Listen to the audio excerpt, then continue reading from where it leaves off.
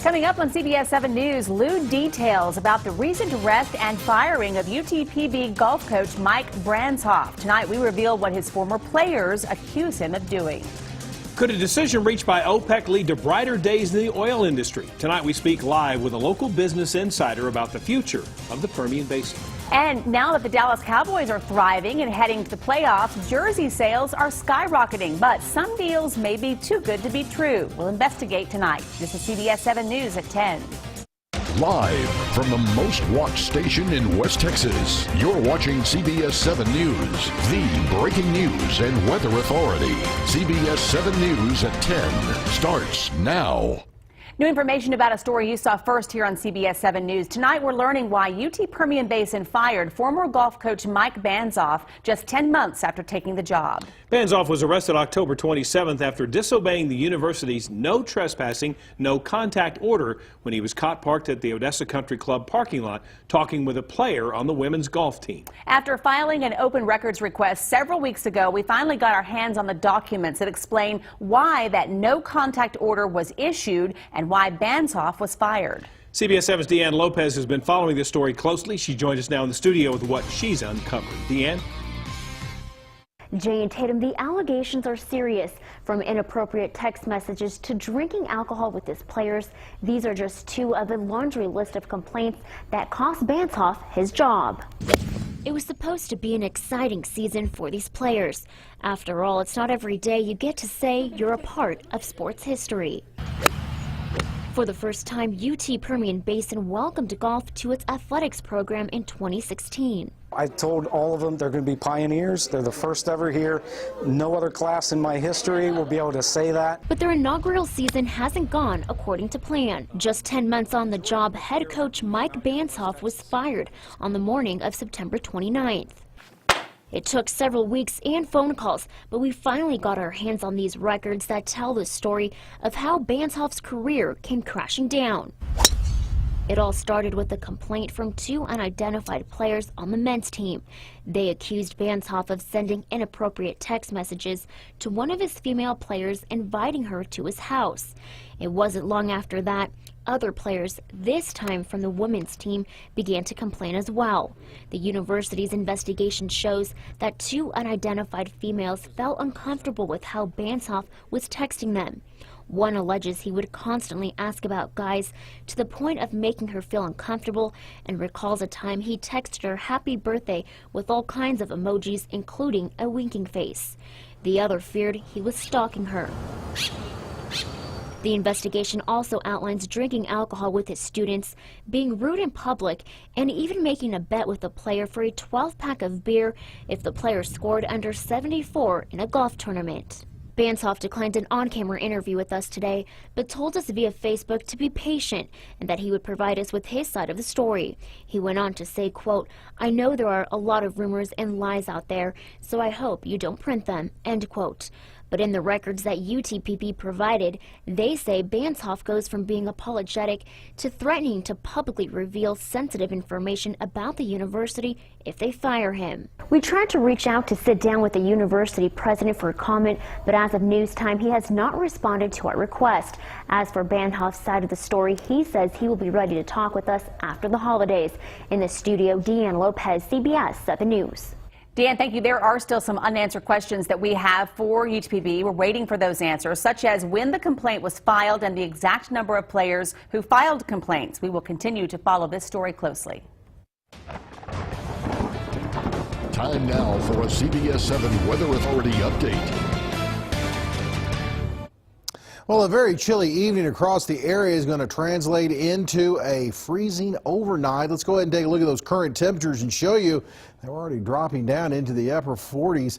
I should say lower 40s to upper 30s even in a few spots across the northwest Permian Basin. We're right at freezing in Hobbs and below it in Marfa. So again, a cold night on the way, as we'll see a light freeze across the Midland, Odessa area and most of the Permian Basin. But a quick rebound by tomorrow afternoon with some warmer temperatures. But tonight, though, take freeze precautions, as many areas will see temperatures at or below freezing. And it does look like a hint of a warm up on the way before the rain. Another shot of cold air rolls in this weekend. Tom, thanks very much. Some hopeful news tonight for the oil industry. After years of trying to prop up energy markets, the world's oil cartel finally agreed to cut production for the first time in 8 years. Word of the cuts sent oil prices up to nearly $50 a barrel today. That's the highest it's been in months. OPEC has agreed to cut 1.2 million barrels a day from its output, and Russia plans to cut 300,000 barrels a day. Oil expert Kirk Edwards says this deal is the first positive sign in the basin in 24 months. You won't see all the rigs coming back to work tomorrow, but slowly but surely the market will start picking up if the prices hold and they agree to those production quotas and they keep them. Edwards says oil activity will pick up more in the basin once prices hit $60 a barrel. Joining us now to talk about the significance of this move is Mickey Cargile. He's our financial expert. Mickey, thanks for joining us. And why now all of a sudden has OPEC and Russia all decided they want to play now and drop these number of barrels? The biggest reason is that U.S. production has fallen about 1 million barrels per day, about 10% since its peak in 2015. And so that's given them the ability to go ahead and cut their production without losing market share. They made the decision that cutting back their production and letting prices rise a little bit is a good thing for them. They don't make any decisions that's in our best interest, but this is good news for the Permian Basin. Right. So there's the change, right? Yeah. Okay, so we hear lots of numbers thrown around when people talk about the price we need to be successful and be active around here. Is $60 kind of a common magic number, or where does that fall? $60 brings a lot of the different shale plays and makes them more economical. Actually, in the Permian, we're in a good spot because even at $50, drilling is very economical here. Companies can still make money. So the main thing is the price stays above $45 in the $45 to $50 range. And hopefully next year starts picking up a little bit and maybe moving that $50 to $60 range. Of course, we're still contingent on Russia and OPEC agreeing to this, even though they said they were. Is there speculation they may not go ahead and do this? Well, that's a lot of the speculation is that they never abide by their quotas. But nevertheless, this is the first time in 8 years they've actually announced a cut. So it's a change in policy. So there's nothing about this announcement that isn't positive for the Permian Basin. Yeah, a lot of hope. Keep your fingers crossed, right? Mickey, thanks for being here with us tonight. We'll follow this closely. Of course, it matters to a lot of people around here. My Mickey, pleasure. Thank you.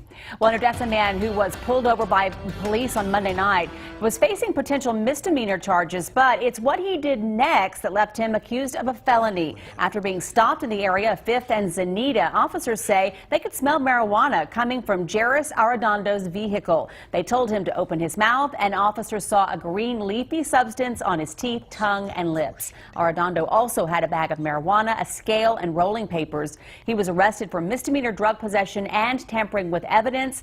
By eating the marijuana, that's a third-degree felony. Meanwhile, this man, 36-year-old Boani Ledger, has been charged with sexual assault of a child. Odessa police were notified by Medical Center Hospital that a 16-year-old girl had been sexually assaulted. The victim was taken to Harmony Home, where she was interviewed and identified Ledger as her attacker. He remains in jail tonight. A mental man was arrested near the U.S.-Mexico border on Thanksgiving Day with more than 1,300 pounds of marijuana. Border Patrol agents seized the marijuana south of Marfa. They found large bundles of marijuana inside the cab, also in the back of the bed of the pickup. Street value of the pot is said to be just over $1 million. The man, the pickup, and the drugs all turned over to Homeland Security. Odessa police are searching for a missing woman. Bobby Jo Knight was last seen in September leaving her home with her boyfriend, Michael Hurt. Police say he is a person of interest in this case. Knight is 5 feet 4 inches tall, about 140 pounds. Anyone with information should contact police. New tonight at 10 o'clock. 2017 should be another strong year for home sales. That's according to the Permian Basin Board of Realtors. They say sales are continuing on a steady pace with a good inventory of homes. The Board of Realtors also says homes are staying on the market for about 3.5 months. Prices have stabilized and some companies are moving families to West Texas. Our market continues strong in spite of some rumors they may, the public may hear. We remain strong and we do have a good inventory, so now's a good time to look and buy and contact your local realtor to get them to be able to help you in purchasing your new home. The Board of Realtors also says that weather does not affect sales here in West Texas. They say last December was a record month. 2016 could be the same. Meanwhile, Christmas is almost here, but for those that rely on soup kitchens for hot meals, what do they do when the doors close? Breaking Bread Soup Kitchen in Midland will be shutting down for 2 weeks after the holiday season, but they are making sure no one is without a hot meal during that time. They raised money for gift cards to give to people in need, this year serving more people than they have ever in the past. This day last year, I was in tears that we were over half short of our goal. And this year, we're double our goal, and it's already here, and we still have people that have that are pledging to bring more gift cards. So it's humbling, really, to stand in a place where we have collected $25,000. I mean, that is a lot of money. If you would like to donate, you can get more information on their website at breakingbreadkitchen.org or their Facebook page. For those who are seeking help, employees say they never release the exact date of when they give out the cards, but they say to come down a week before Christmas and have dinner.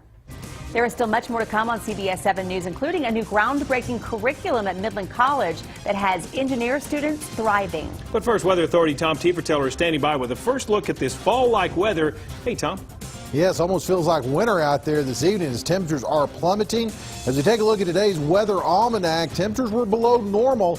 We topped out only at 55 degrees. Usually we're about 61 this time of the year, and still above normal on the yearly rainfall total.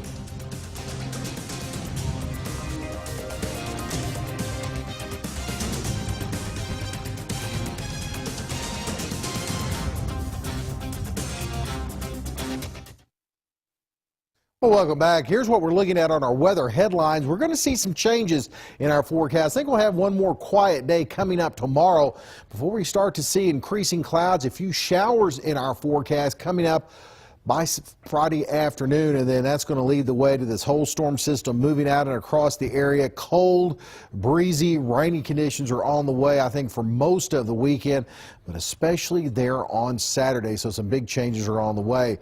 Here's our live iCam in Presidio, looking off to the south towards Ojinaga right now. 48 degrees with a light north wind at 7 miles an hour. So it's chilly all over West Texas and southeast New Mexico this evening. In fact, if we take a look at the statewide temperature, some of the coldest stuff back here in West Texas, already 39 out at the airport between Midland and Odessa, already at freezing in Amarillo, but that cold air really settling in across parts of the Permian Basin at this time. And most of the state looking at chilly conditions as one storm system moves out that brought us, again, a shot of cold air. Here comes the next system back across portions of the Pacific Northwest. That's going to bring a big change to our forecast coming up again on Friday with the clouds and then the showers, and then we'll see that whole system move out. Really show it here on the Futurecast forecast, seeing the clouds really build in and things will be quiet for most of Thursday.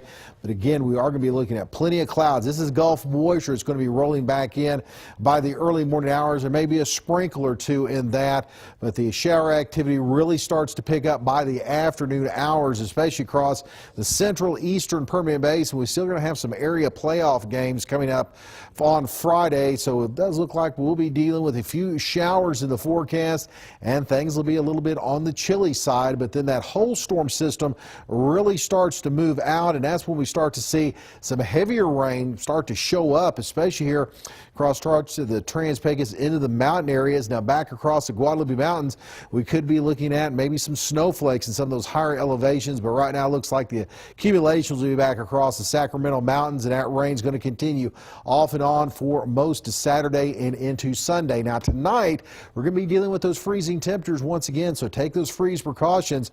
Touching freezing across the Midland Odessa area, rather cold though in Pecos, 29. It's already 23 in Marfa. Expecting temperatures right around 20 overnight tonight. So here's what we are looking at coming up on your day on Thursday. Start off again touching freezing in the morning, so bundle up, but by noontime 57 and a south to southwest wind really helping push those temperatures up tomorrow afternoon about 63. And then on Friday, here come the clouds, here come some showers late in the day, and then we see the whole cold front roll in with a shot of much colder air there on Saturday with off and on rain in the forecast Saturday. And it looks like at least for the early part of Sunday as temperatures try to moderate a little bit. So a chilly fireplace type weekend is on the way. Look, I know officials in Odessa and Midland are hoping for good weather for those parades, for the tree lighting in Midland on Saturday. Yeah. Thursday, Odessa tree light, I think we're going to be okay. Okay. Saturday, much different story with the rain, the cold weather. Okay. We'll have to stay on top of that. Tom, thank Thanks, you very Tom. much. All new tonight at 10 o'clock. Last night we told you about ECISD teachers expanding their lesson plans to incorporate more iPad learning. Tonight we are diving into a collegiate classroom, Midland College to be exact, where students are now building their own kind of technology. And it was all spearheaded by the only professor of engineering in that department. Brianna Gallegos shows us what gears are turning on campus. This is a joystick right here that we can control to go left, right, up, or down. I know what you're thinking. Anywhere. Another app about to break the internet. And then the arm. But it's not that at all. Midland College students worked all semester building an extension to their classroom, a prototype. It's all controlled on an app on your phone, and it goes over Bluetooth. The introductory engineering class at Midland College is experiencing a different kind of curriculum this semester. Programming it, go test it, doesn't work, come back, change it, test it again, and just repeat, repeat, repeat. Among 20+ students in their class, Angel Campos and Caleb Douglas are aspiring engineers. This is exactly what I want to do, just problem solving and get it, and just solve anything and everything. For hours on end, Caleb has spent time coding and working with his team member to touch up any glitches their robot has. Well, at the end we came up with this. I mean, it's really fantastic, I would say. They've really liked putting together the robot. It's fun, it's instantaneous feedback. From the outside, we see a robot kicking a ball, controlled through a phone.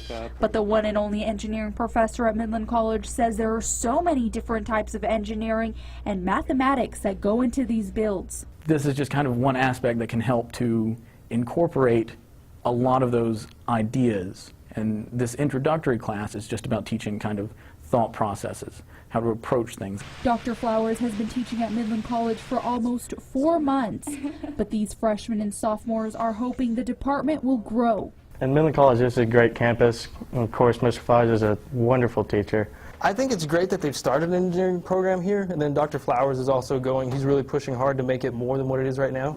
In Midland, Brianna Gallegos, CBS 7 News.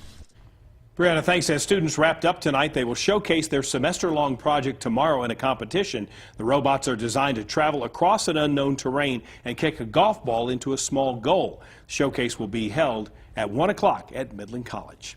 Still to come after the break, if it seems too good to be true, it probably is. That old adage isn't stopping scammers from taking advantage of fans looking for deals on NFL gear. Next, we talk to a local merchant who can spot the difference between fake products and the legitimate merchandise in his store. CBS 7 News at 10 continues. Stay with us.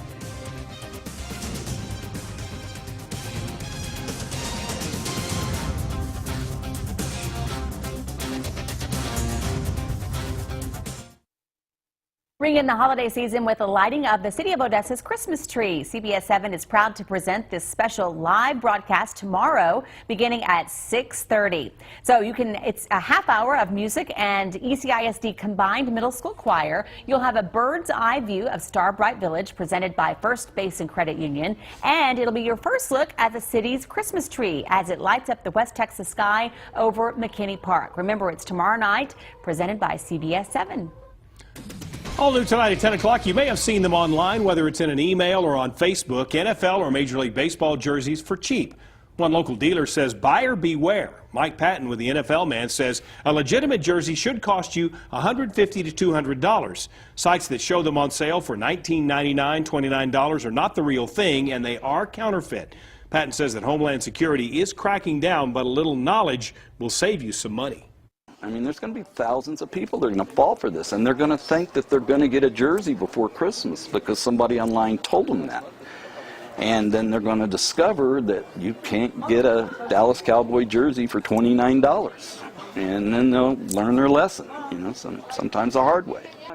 Patton, by the way, is showing a jersey he bought online for $29. You can see the nameplate isn't sewn on properly. The stitching is also crooked, as you see on the sleeve. Patton is warning you before you buy one for Christmas and find out it's a counterfeit jersey. It's good to know. Time now for a look at sports. Jake Gaden is here. The road to Dallas is going to be pretty hot and heavy for some West Texas teams. Yeah, 4 teams left. One of those teams, the Seminole Indians. We'll talk to them coming up after the break in sports. Stay with us. Welcome back. I'm Jake Gayton. Here's a look at local sports this evening. If you haven't heard it enough in my sportscasts, it's playoff time in the Permian Basin. And today I was able to catch up with one of the 4 teams left in the playoff picture and on their road to Dallas. I mean, they've just been making plays, and playing together. That's the biggest deal this time of year, is find a way to win ball games and continue to believe in each other. No one familiar with District 2-4A Division II would be surprised that a team from the district would be competing for a regional title. I kind of knew it. Just like ever since we've been growing up, we were always a good team. But if you told them that the Seminole Indians would be one of those teams, they may raise an eyebrow. I mean, going through last year's season, 1-9, it really helps us to stay humble because we know what it's like to be down in the low. Playing football in December is special for any team, but it's even more special here in Seminole, as this is the first time the Indians have made it to the 4th round in program history. No blessing like it in this business. We talk about that all the time. December football is very rare air. When there's 8 left, you realize it's a special group. When you look at that list of 8, there's a lot of them are the who's who of 4A football. But here's the thing, the Indians' opponent is someone they know very well, the Sweetwater Mustangs, a district opponent who they lost to in Week 9, 39-22. I heard them talking on Dave Campbell's show today. That's what it turns out to be when it gets down this time of year. You got to play great defense. But like most teams left in the playoff picture, the regular season doesn't matter. Only the goal of a state title remains. The trophies are a byproduct of what happens.